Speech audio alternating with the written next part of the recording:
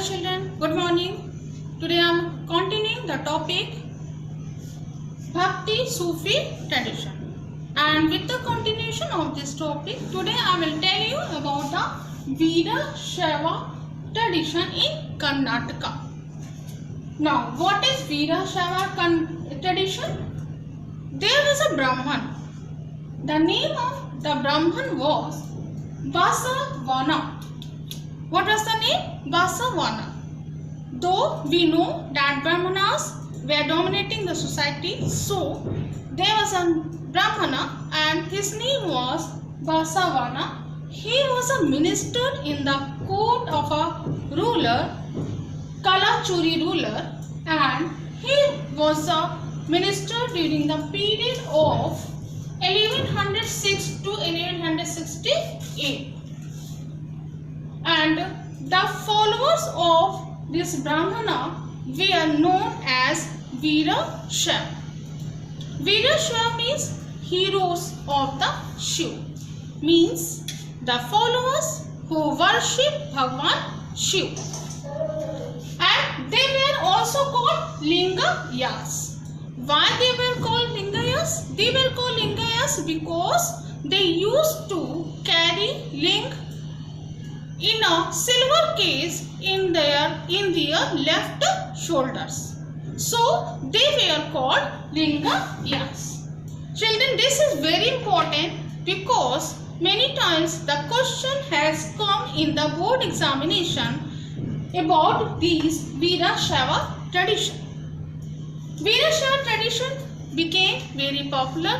The reason behind that was it brought many positive changes in the society and it disapproved many things which were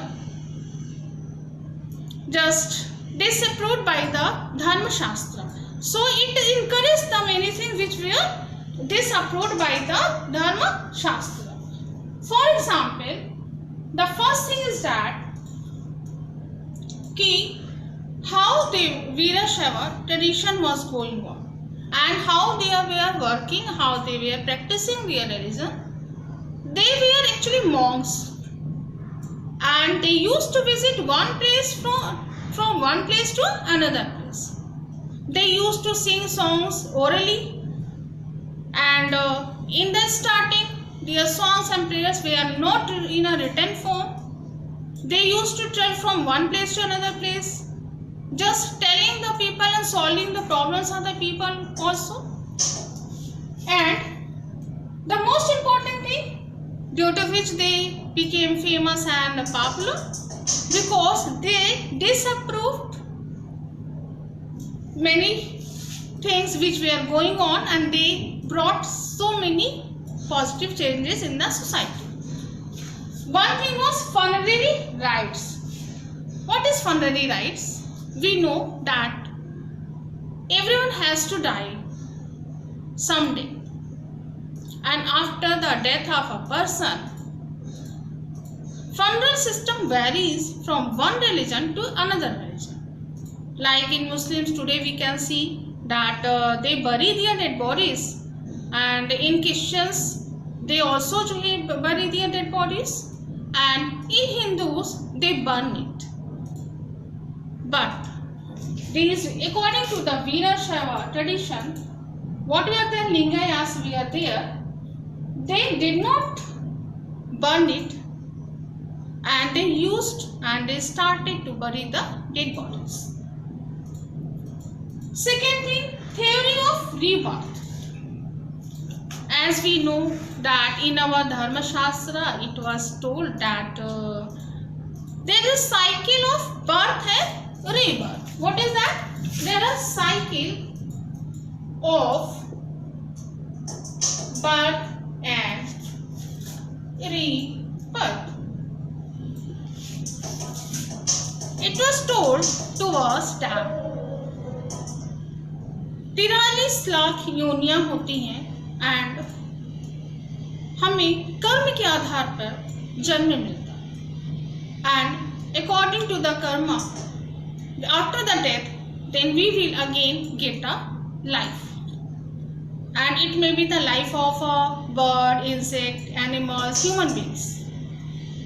It all depends upon the karma. It was told in Dharma Shastra, and we also know this, that there is a cycle of birth and rebirth.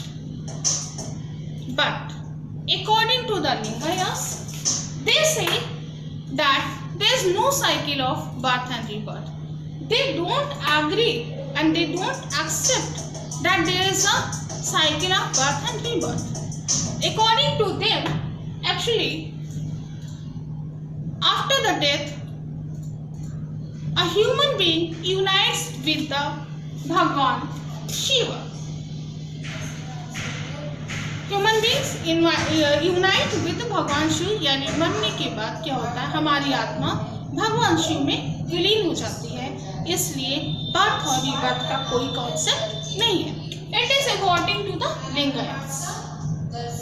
Then the second was they encourage some practices which were disapproved in Dharma Shastra.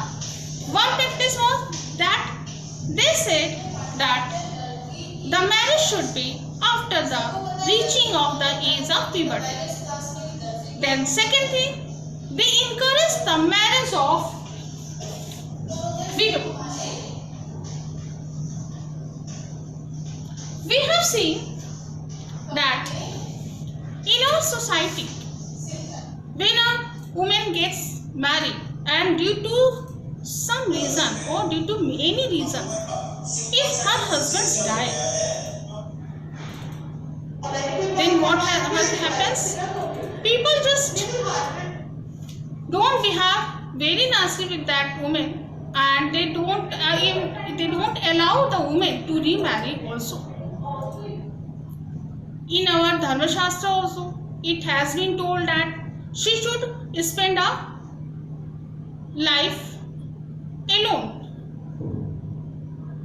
But Lingayas have brought this change, and they started and they gave message to the society that widows also have right, and if they wish, they can remarry. And this was a big change. That's why this Veerashaiva tradition is also called the Veerashaiva movement.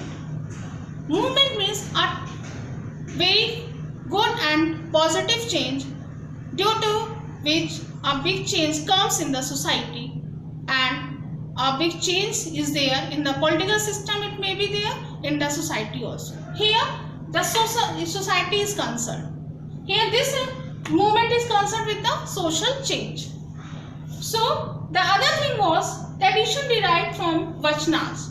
Vachanas means whatever the poet saints have said.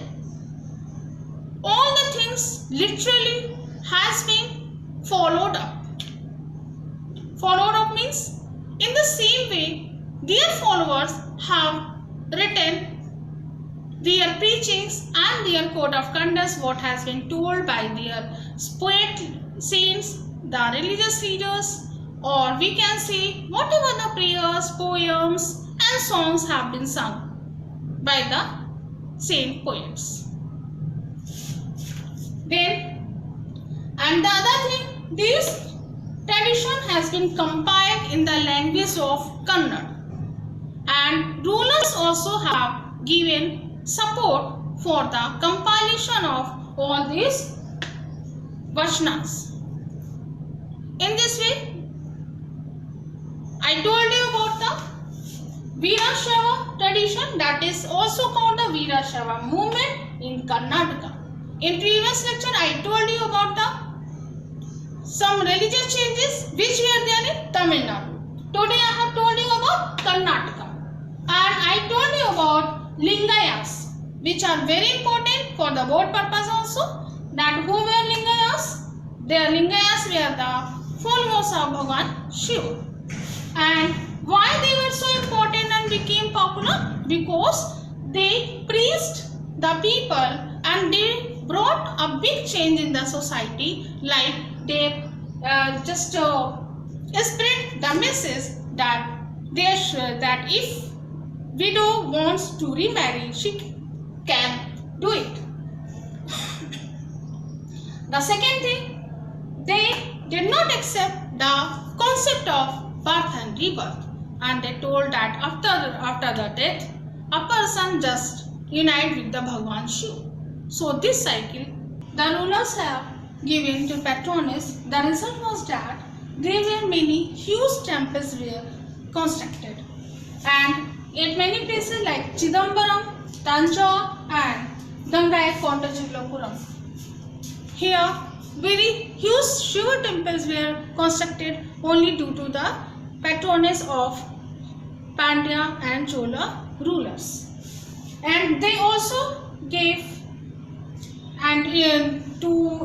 they also gave appreciation to the Alvars and Nayanas. The result was that whatever the songs and praises and poems they have written, those were compiled, and that compiled the songs and poems and prayers is known as Tevara. And this Tevara was introduced by kings and Tamil Shaiva hymns, and then Chola ruler Parantaka I.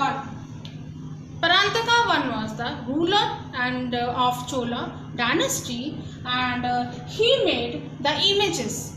Images means murtiyan of what? Of poet saints. And the name of poet saints were Apar, Sambhara and Sundara. And after the death of all these poets, the idols of these poet saints were worshipped by the Alvars and Nayanas. They used to take out some, like we can say, like